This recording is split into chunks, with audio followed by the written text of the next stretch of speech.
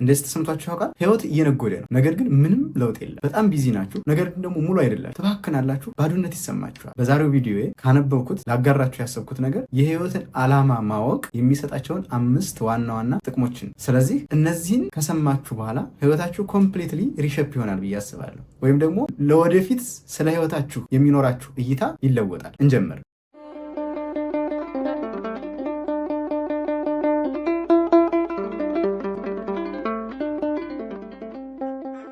ሰላም ቤተሰብ እንዴት ናችሁ? ሁላችሁም በያላችሁበት ሰላማችሁ ይብዛ። ከዚህ በፊት 2 ቪዲዮዎች ሰርቼ ነበር። አንደኛው በተለያየ የእድሜ ደረጃ እንደየሰው መጠን ጥያቄ ይፈጠርብናል። የተፈጠርኩት ለምንድን ነው? የህይወት ትርጉሙ ምንድን ነው? እንዴት ነው መኖር ያለብኝ? እንዴት ብኖር ነው ደስተኛ የምሆነው? አይነት ጥያቄዎች በተለያየ የእድሜ ሌቭላችን ላይ እንደየሰው ባህሪና የእድገት ደረጃ የሚነሱ ጥያቄዎች ምን ሊሆኑ እንደሚችሉና እንዴት መመለስ እንዳለብን ሞክሬያለሁ። ከዛ በተጨማሪ ደግሞ ህይወታችንን እንዴት ነው ማን ነው ድራይቭ የሚያደርገው? አውቀነውም ሳናቀውም ህይወታችን ድራይቭ እያደረገው እየዘወረው ያለው ማን ነው የሚለውን ነገር ራሳችን እንድንፈትሽ የሚያደርግ ቪዲዮ ለመስራት ሞክሬ ነበረ። በዛሬው ደግሞ የህይወት ዓላማችንን ማወቃችን የሚሰጡን 5 ጥቅሞችን ለመዳሰስ ሞክራለሁ። አብራችሁ ይቆዩ። አንደኛው የህይወት ዓላማ ወይም ፐርፐዝ ሲኖራችሁ ህይወታችሁ ትርጉም እንዲኖረው ያደርጋችሁ። ይሄ ማለቱን ማለት ነው እኛ የተፈጠርነው ትርጉም የለሽ ህይወት እንድንኖር አይደለም። ለዛም ነው ብዙ ሰው የህይወቱን ትርጉም ፍለጋ አንዳንዱ ከሳይካትሪ አንዳንዱ ከኮከብ ቆጠራ የተለያየ ቦታዎች እየሄደ የህይወትን ትርጉም ለመረዳት ሲቃትት እናያለን። ለሩቲን ለሰርቫይቫል ወይም ደግሞ የሆነ ቢሎችን ለመክፈል የተለያዩ ነገሮችን ለማድረግ አይደለም የተፈጠርነው። ከዛ ያለፈ ትርጉም ያለው ህይወት እንድንኖር ስለሆነ የተፈጠርነው። ለዚህም ነው አንድ ወጣት ምንነቱን እንኳን ለማወቅ የማልችለውን ነገር ለማሳካት ባለመቻሌ በውድቀት ውስጥ እንዳለው ይሰማኛል። ስለዚህ ይህን ነገር አውቄ ማሳካት ስችል ነው የህይወት ትርጉም የሚገባኝ ወይም ደግሞ ህይወቴ ትርጉም አለው የምለው ነው። ያኔ ሳሳካው በትክክል ህይወትን መኖር ጀመርኩ እላለሁ ይላል። ለዚህ ነው እንግዲህ ህይወትን ትርጉም የመፈለግ ዝንባሌ ያለው። ሁላችንም የህይወትን ትርጉም የመፈለግ ዝንባሌ ያለን። አንዳንዴ ዝም ብሎ ተራ የሆነ የእንስሳት አይነት ህይወት ስንኖር እኮ ይሰለቸንና ህይወት ምንድነው ትርጉሟ? እንዴት ነው ብኖር ደስተኛ የምሆነው? ምንድነው ደስተኛ የሚያደርገኝ? የሚል አንዳንድ ጥያቄዎችን እንጠይቃለን። ህይወታችን ትርጉም ከሌለው ተስፋ ቢስ እንሆናለን ማለት ነው። ተስፋ መቁረጥ ደግሞ ህይወትን ባዶ ከሚያደርጉ ዋነኛው ነገር ተስፋ መቁረጥ እንደሌለብን ብዙ ጊዜ እንነገራለን። በሃይማኖታችን በቤተክርስቲያንም ይሰበካል። ተስፋ መቁረጥ ነው በጣም መጥፎ፣ ከህይወት የሚያወጣው። ተስፋ መቁረጥ በጣም አደገኛ የሆነ ሲኦል ነው፣ የማንሸከመው ስቃይ ነው። ምክንያቱም ተስፋ ሰው ቆረጠ ማለት በብዙ ስቃይ ውስጥ ሊኖር ይችላል። ነገር ግን ተስፋ በመቁረጥ ውስጥ የሚሰማውን ፔን ያክል አይሆንም። ስለዚህ በዚህ ምድር ላይ ተስፋ እንደ መቁረጥ በጣም መጥፎ ነገር የለም። የሰው ልጅ በብዙ ነገር ሊሰቃይ ይችላል። ተስፋ በመቁረጥ ውስጥ ሆኖ እንደሚሰቃየው ስቃይ ግን ሊሆን ይችላል። በመጽሐፍ ቅዱስ የተለያዩ ጥቅሶችን ማየት እንችላለን። ኢሳያስ እንደዚህ ብሎ ያውቃል። በከንቱ ደከሙ፣ ምንም ጥቅም ለሌለው ነገር ጉልበቴን በከንቱ አደከምሁ ይላል። ይህ ተስፋ የመቁረጥ ነገር ነው ሲናገር የነበረው። የምናውቀው ጻድቁ ኢዮብ እንኳን በመጽሐፍ ቅዱስ እሱ የታገሰውን ትዕግስት ማንም አልታገሰም። እንደውም ለትዕግስት ኢዮብን ነው ምሳሌ የምናደርገው። እንደ ኢዮብ ብንታገስ ፍሬያችን ያማረ እንደሚሆን ማለት ነው። እና ኢዮብ ህይወቴ ቀን በቀን በተስፋ ቢስና ተስፋ በመቁረጥ አለፉ ይላል። እንደውም ምን ይላል መሰላችሁ? ቀኑ ሲመሽ እስከሚነጋ ቸኩላለሁ፣ ሲነጋ ደግሞ እስከሚመሽ ቸኩላለሁ ይላል። በቃ ተስፋ ቆረጥኩ፣ መኖር አቅቶኛል፣ በቃ ህይወቴ ተስፋ ቢስ ሆኗልና ብቻዬን ተውኝ እያለ ኢዮብ 6 ቁጥር 7 አካባቢ ወይም ኢዮብ 7 ቁጥር 6 ጀምሮ ይህንን ሲናገር ታዩታላችሁ። ይህንን እያለ እንኳ እስከ መጨረሻው ተስፋ ባለመቁረጡ ምክንያት እግዚአብሔርን ታግሶ ጠብቆት ያገኘውን ፍሬ አይታችኋል። ያ ሁሉ ቁስሉን በገር እያከከ መከራ በተቀበለበት ሰዓት እነዚህን ቃላቶች አውጥቷል። እና ተስፋ መቁረጥ በጣም ባዶ የሚያደርግ ህይወትን ትርጉም የለሽ የሚያደርግ ነገር ነው። ስለዚህ ህይወታችን ትርጉም አልባ እንዳይሆን ተስፋ መቁረጥ የለብንም በየትኛውም መንገድ። ምክንያቱም እግዚአብሔር ደግሞ ቃል ገብቶልናል አይደለ?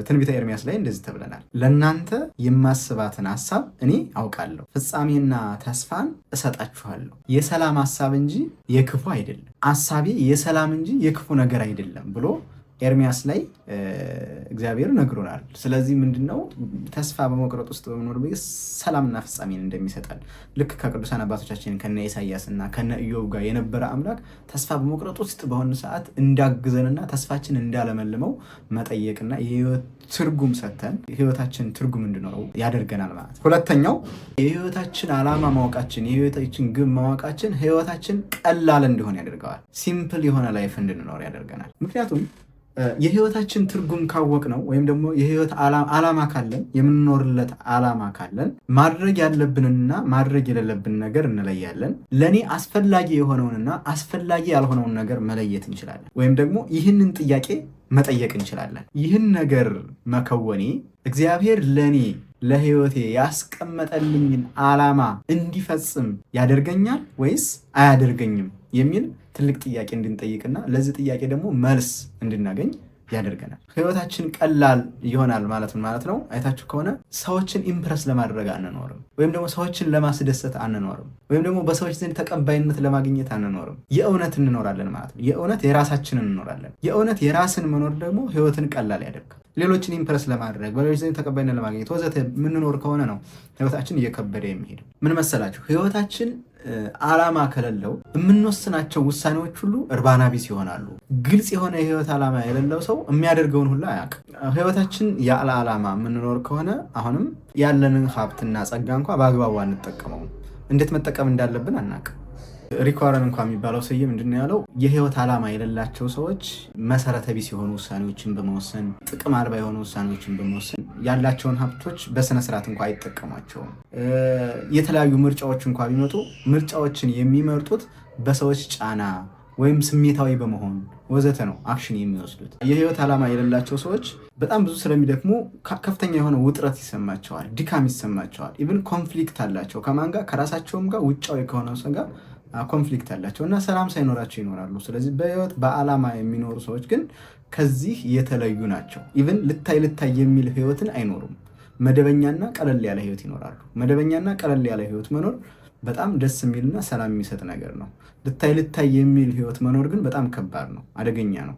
የውስጥ ሰላምን ስለሚነጥቅ ማለት ነው። ሶስተኛ የህይወት ግባችሁን ማወቃችሁ ህይወታችሁ ላይ አትኩሮት እንድታደርጉ ወይም ደግሞ ላይፋችሁ ላይ ፎከስ እንድታደርጉ ያደርጋችኋል። የህይወት ዓላማ ካላችሁ ጥረታችሁን፣ ሙሉ አቅማችሁን፣ ሙሉ ያለ ኤነርጂያችሁን፣ ሁሉ ነገራችሁን ለእናንተ ከሚጠቅመው ላይ እንድታውሉት ያደርጋችኋል ማለት ነው። በዚህም የተነሳ ውጤታማና ለእናንተ አስፈላጊ የሆኑ ነገሮችን ብቻ ስታደርጉ ታገኙታል። ይህ ደግሞ የማይረቡ ነገሮችን ከማድረግ በማይጠቅም ነገር ላይ ከመባዘን የማይጨበጥ ህልም ላይ ከመሮጥ ወዳ ወዲህ ከማትጨብጡት ላይፍ ላይ እንዳትኖሩ ያደርጋችኋል። አንዳንድ ጊዜ አይታችሁ ከሆነ የተለያዩ አቅጣጫዎችን እንቀይራለን።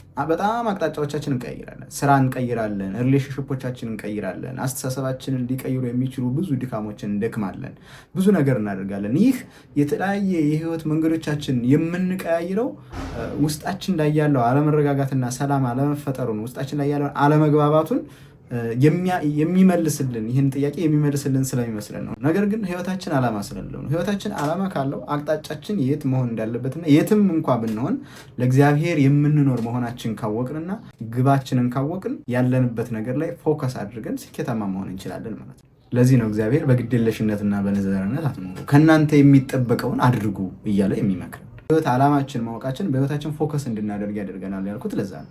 ለምሳሌ ፀሐይ አለች አይደለ? ፀሐይዋን በሌንስ ሰብስበን ሳር ወይም ቅጠል ላይ ወይም ወረቀት ላይ ብናደርገው የተሰበሰበው የፀሐይ ፓወር ወረቀቱን ያቃጥለዋል። ይሄ ከታች ክላስ ያጠና ነው ያየነው ነገር ነው። በሌንስ የፀሐይን ብርሃን ሰብስቦ ወረቀት ወይም ሳር፣ ደረቅ ሳሮችን ማቃጠል መቻል ማለት። ከዛ ከፍ ስንል ደግሞ ሌዘርን ራሱ ማየት እንችላለን። ከፍተኛ የሆነ የብርሃን ነጸብራቅን ፎከስና አምፕሊፋይ በማድረግ ሞኖክሮማቲክ በማድረግ በጣም ጠንካራ የሆነውን ብረት እንዲቆርጥ ማድረግ ይቻላል ማለት ነው። ስለዚህ ህይወታችንም በጣም ፎከስድ የሚሆን ከሆነ ማድረግ ያለብን ነገር ኢፌክቲቭሊ ማድረግ እንችላለን ማለት ነው። ስለዚህ የህይወት ዓላማችንን ማወቅ፣ የህይወት ግባችንን ማወቅ ምን እንድንል ፎከስድ እንድንሆን ወይም ደግሞ ለህይወታችን አትኩሮት እንድንሰጥ ያደርገናል። ምን ላይ ማተኮር እንዳለብንና ምን ላይ ማተኮር እንደሌለብን እንድንለይ ያደርገናል ማለት ነው። ስለዚህ የህይወት ዓላማን መረዳትና ማወቅ ግዴታ ነው ማለት ነው፣ ደስተኛ ለመሆን። ስለዚህ እግዚአብሔር ደግሞ የምንፈልገውን በሙሉ ስለሚያደርግልን ተስፋችን በሱ ላይ ሊሆን ይገባል ማለት ነው።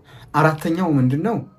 የህይወት ዓላማችሁን ማወቃችሁ ህይወታችሁ እንዲነቃቃ ያደርጋል ማለት ፐርፐዝ ሞቲቬት ያደርገዋል ላይፋችሁን ማለት ነው። የህይወት ዓላማ መኖሩ ወይም ደግሞ ፐርፐዝ መኖሩ ለነገሮች ያለን ፍቅር፣ ያለን ጥልቅ ፍቅር እንዲጨምር ያደርጋል። ፍቅር እንዲኖረን ያደርጋል። ፍቅር እንዳድግ ያደርጋል። ነገር ግን ህይወታችን ዓላማ ከሌለው፣ ተስፋ የቆረጥን ከሆነ፣ ትርጉም የሌለው ህይወት የምንኖር ከሆነ ለነገሮች ያለን ፍቅር፣ ለነገሮች ያለን የፍቅር ጥልቀት እየቀነሰ ሄድና ፌድ እያደረገ ይኖራል። ኢቭን አንዳንዴ ከመኝታችን የምንነሳበት ጉልበት ሁሉ እናጣለን። ስለዚህ ከአልጋችን እንዳንነሳ የሚያደርገን ነገር ላይፍ ሃርድ ስለሆነ አይደለም፣ ሚኒንግለስ ስለሆነ ነው። ህይወት ትርጉም አልባ ሲሆን ነው እንደዛ የሚያደርገው እንጂ ላይፍ ሃርድ ሲሆን አይደለም እንደዛ የሚያደርገው። የህይወት ግብ አልባ መሆናችን ጉልበታችንን አሟጡ ደስታችንን ይነጥቀናል ማለት ነው። ዓላማ ሲኖረን፣ ለህይወታችን ትርጉም ሲኖረን ከውስጣችን የሚቀጣጠል እሳት ይኖራል። ያ እሳት የፍቅር እሳት ነው። በፍቅር እንድንኖር ያደርጋል።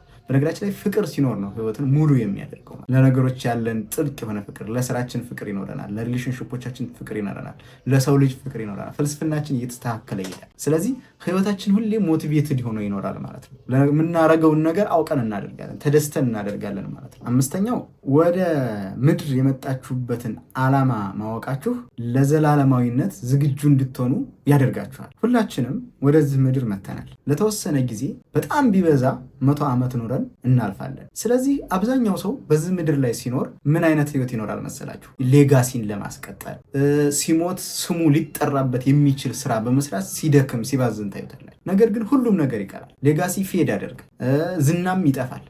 ኢቭን ያደረግናቸው ሪከርዶች፣ የሰራናቸው አዳዲስ ስራዎች ቢኖሩ በሌላ ሰዎች ይተካል።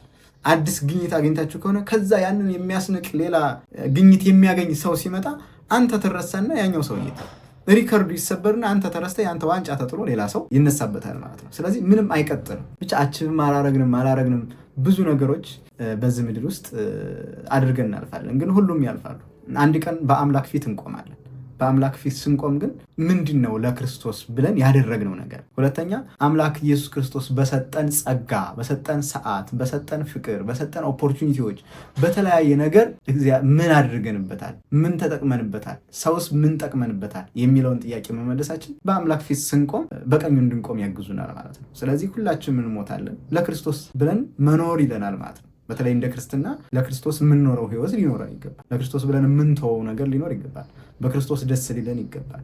ስለዚህ ከዛ ደግሞ እግዚአብሔር የሰጠን ብዙ ስጦታዎች አሉ፣ ብዙ ጸጋዎች አሉ። እነዛን ጸጋዎች ደግሞ ተጠቅመንባቸዋል። ምን አድርገንባቸዋል? እግዚአብሔርን አገልግለንባቸዋል። ኦፖርቹኒቲዎች አሉ፣ ሰዓት አለ። እግዚአብሔር በቂ ሰዓት ሰጥቶናል። ስለዚህ እነዚህን ጥያቄዎች እንድንመልስ ያደርገናል። የህይወታችን ትርጉም ወይም ደግሞ የህይወታችን ግብ ማወቃችን እንደዚህ እንድንሆን ያደርገናል ማለት ነው። ስለዚህ በመጨረሻም ራሳችን ልንጠይቅ የሚገባ ጥያቄ አለ። በዓላማ እየኖርኩኝ ነው ወይስ ህይወት እየመራችኝ ዝም ብዬ እየተንቀሳቀስኩ ነው? ህይወት ትርጉም አለው። ወደፊታችን ዓላማ አለው። መኖራችን ድንገተኛ አይደለም። ይህን ያህል ካልኩ እንደው ለእናንተ ጥያቄ ለማጫር ያክልና እናንተ በደንብ እንድታሰፉት ነው እንጂ እንደዚህ አይነት ጥያቄዎችን መመለስ በተለይ የውስጣዊ ሰላም እንድናገኝ ለህይወታችን ሙሉ ህይወት ለመኖር እንድንችል ባለን ነገር ተደስተን እንድንኖር የሚያደርጉ ናቸው ብዬ ስላሰብኩ ነው። ቀጣይ ስለ ህይወት እንድንነጋገር ከፈለጋችሁ እናንተ ለህይወት ያላችሁን ምልከታ ኮሜንት ቦክሱ ላይ ያስቀምጡልኝ። ከዚህ ቪዲዮም ያገኛችሁት ነገር ካለ ሀሳብና አስተያየት ስጡኝ። መልካም ቀን።